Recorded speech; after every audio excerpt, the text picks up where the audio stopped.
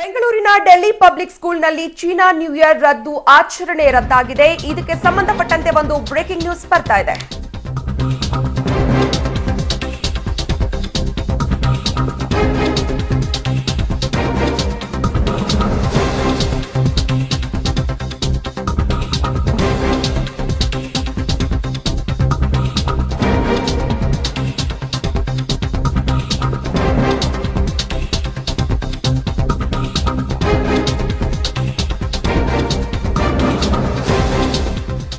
ಬೆಂಗಳೂರಿನ ಡೆಲ್ಲಿ ಪಬ್ಲಿಕ್ ಸ್ಕೂಲ್ನಲ್ಲಿ China new year ಆಚರಣೆ ರದ್ದು ಕುರಿತಂತೆ ಇದೀಗ ಒಂದು ಬ್ರೇಕಿಂಗ್ ನ್ಯೂಸ್ ಬರ್ತಾ ಇದೆ. ಪಬ್ಲಿಕ್ ಟಿವಿ ವರದಿಯಿಂದ ಎಚ್ಚೆತ್ತಂತಹ ಡೆಲ್ಲಿ ಪಬ್ಲಿಕ್ ಸ್ಕೂಲ್ನ ಮುಖ್ಯಸ್ಥರು ನಾಳೆ ಚೀನಾ ನ್ಯೂ ಇಯರ್ ಆಚರಣೆ ಇಲ್ಲ ಅಂತ ಹೇಳಿಕೆಯನ್ನ ಕೊಡ್ತಾ ಇದ್ದಾರೆ. ಪಬ್ಲಿಕ್ ಟಿವಿ ವರದಿ ಹಾಗೂ ಶಿಕ್ಷಣ ಇಲಾಖೆ ಅಧಿಕಾರಿಗಳ ಒತ್ತಡಕ್ಕೆ ಮಣಿದ್ರು ಅಲ್ಲಿನ ಮುಖ್ಯಸ್ಥರು. ನಾಳೆ ಚೀನಾ ನ್ಯೂ ಇಯರ್ ಆಚರಣೆ ಮಾಡಲ್ಲ ಅಂತ ಮಾಧ್ಯಮದವರ ಹೇಳಿಕೆಯ ಬಿಡುಗಡೆ ಮಾಡಲಾಗಿದೆ. ಇನ್ನು ಚೀನಾ ನ್ಯೂ ಇಯರ್ ಜೊತೆ ಭಾರತ ಸೇರಿದಂತೆ 5 ದೇಶಗಳ ನ್ಯೂ ಇಯರ್ ಸೆಲೆಬ್ರೇಷನ್ ಅನ್ನ ರದ್ದು ಮಾಡಲಾಗಿದೆ. China new year cancel okay, ಆದ್ರೆ ಭಾರತದ ನ್ಯೂ ಇಯರ್ ಕ್ಯಾನ್ಸಲ್ ಯಾಕೆ ಅನ್ನುವಂತಹ ಪ್ರಶ್ನೆ ಇಲ್ಲಿ ಕಾಡ್ತಾ ಇದೆ.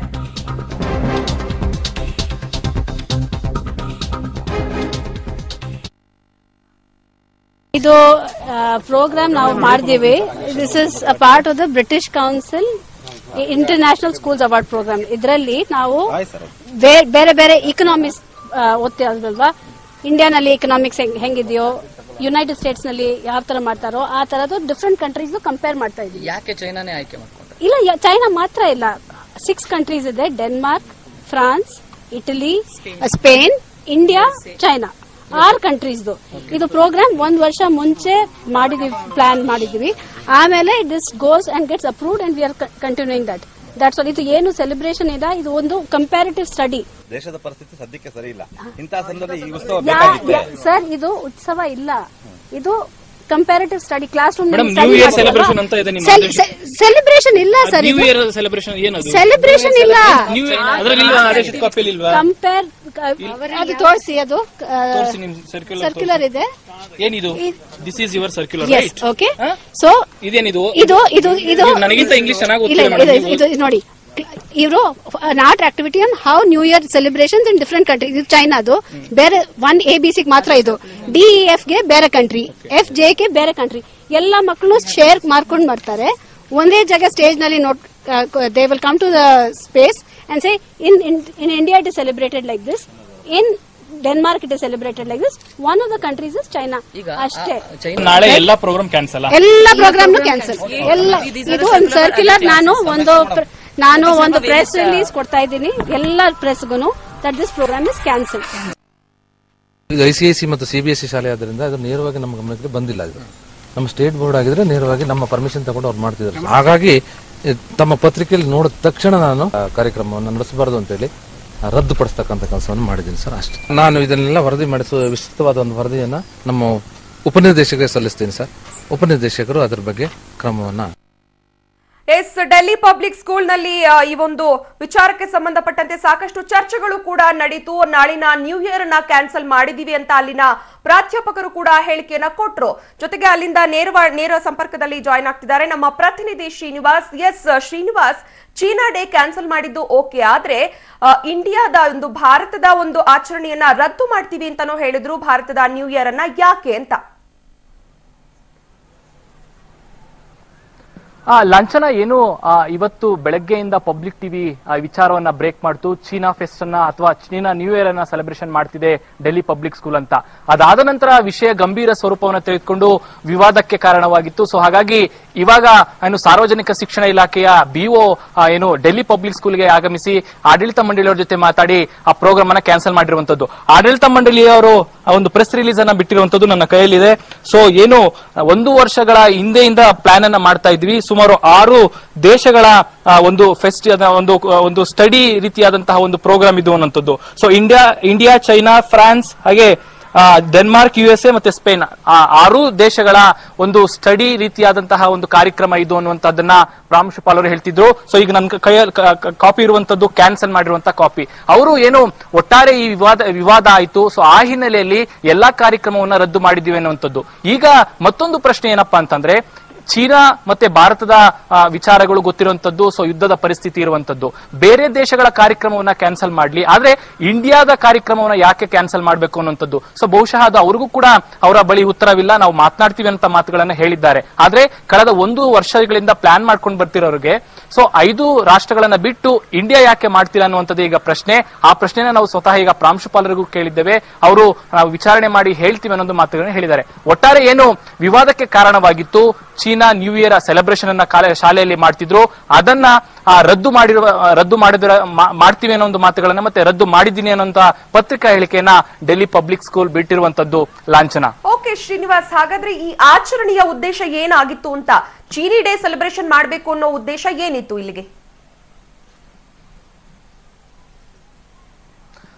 ಲಾಂಛನ, ಶಾಲೆಯ ಆಡಳಿತ ಮಂಡಳಿಯ ಪ್ರಾಂಶುಪಾಲರು ಹೇಳೋ ಪ್ರಕಾರ ಇದು ಸೆಲೆಬ್ರೇಷನ್ ಅಲ್ಲ, ಒಂದು ಸ್ಟಡಿ ಮಾಡಂದ್ರೆ ಬೇರೆ ಬೇರೆ ದೇಶಗಳ ಕಲ್ಚರ್ ಅಥವಾ ಅಲ್ಲಿನ ಸಂಸ್ಕೃತಿ ಅವುಗಳನ್ನ ಸ್ಟಡಿ ಮಾಡುವಂತಹದ್ದು ಅನ್ನುವಂಥದ್ದು. ಆದ್ರೆ ನಮ್ಮ ಪ್ರಶ್ನೆ ಇರುವಂತದ್ದು, ಇಂಡಿಯಾ ಮತ್ತೆ ಚೀನಾ ಇವತ್ತಿನ ಪರಿಸ್ಥಿತಿ ದೊಡ್ಡ ಉದ್ವಿಗ್ನ ಪರಿಸ್ಥಿತಿ ಆಗಿರುವಂತದ್ದು.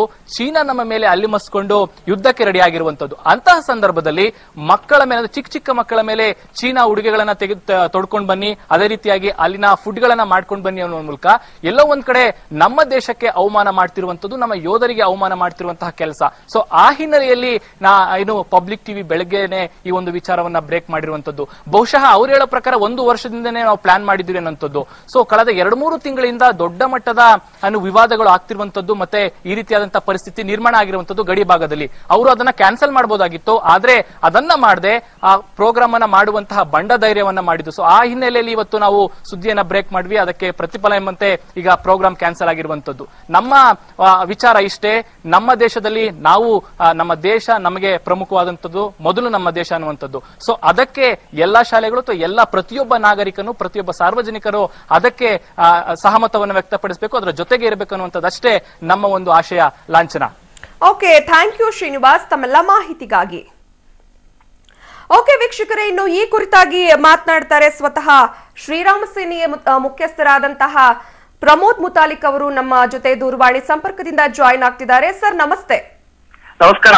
ಓಕೆ, ಡೆಲ್ಲಿ ಪಬ್ಲಿಕ್ ಸ್ಕೂಲ್ ನಲ್ಲಿ ಚೀನಿ ಡೇ ಸೆಲೆಬ್ರೇಷನ್ ಮಾಡ್ತೀವಿ ಅಂತ 3 ದಿನಗಳ ಹಿಂದೆ ಸುತ್ತೋಲೆಯನ್ನ ಹೊರಡಿಸಿದ್ರು. ಜೊತೆಗೆ ಪಬ್ಲಿಕ್ ಟಿವಿ ಈ ವಿಚಾರ ಬ್ರೇಕ್ ಮಾಡ್ತಿದ್ದಂಗೆ ಇದು ಎಲ್ಲಾನು ನಾವು ಕ್ಯಾನ್ಸಲ್ ಮಾಡ್ತಿದೀವಿ ಅಂತ ಹೇಳ್ತಿದ್ದಾರೆ. ಇದಕ್ಕೆ ನಿಮ್ಮ ಮೊದಲ ಪ್ರತಿಕ್ರಿಯೆ ಏನು ಸರ್? ನಾನು ಮೊದಲಾಗಿ ಪಬ್ಲಿಕ್ ಟಿವಿಗೆ ಅಭಿನಂದನೆಗಳನ್ನು ಹೇಳ್ತಾ ಇದ್ದೀನಿ.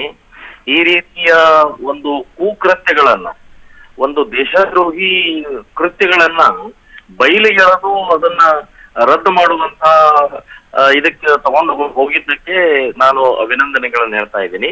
ಮತ್ತು ಡೆಲ್ಲಿ ಪಬ್ಲಿಕ್ ಸ್ಕೂಲ್ ಏನು ಒಂದು ಬೆಂಗಳೂರಲ್ಲಿ ಇದೆ, ಇದು ಹಿಂದೆ ಕೂಡ ಈ ರೀತಿ ವಿವಾದಾತ್ಮಕ ಬೇರೆ ಬೇರೆ ಚಟುವಟಿಕೆಗಳಲ್ಲಿ ತೊಡಗಿತ್ತು ಅಂತನ್ನುವಂಥದ್ದು ನನ್ನ ಗಮನಕ್ಕೆ ಬಂದಿದೆ.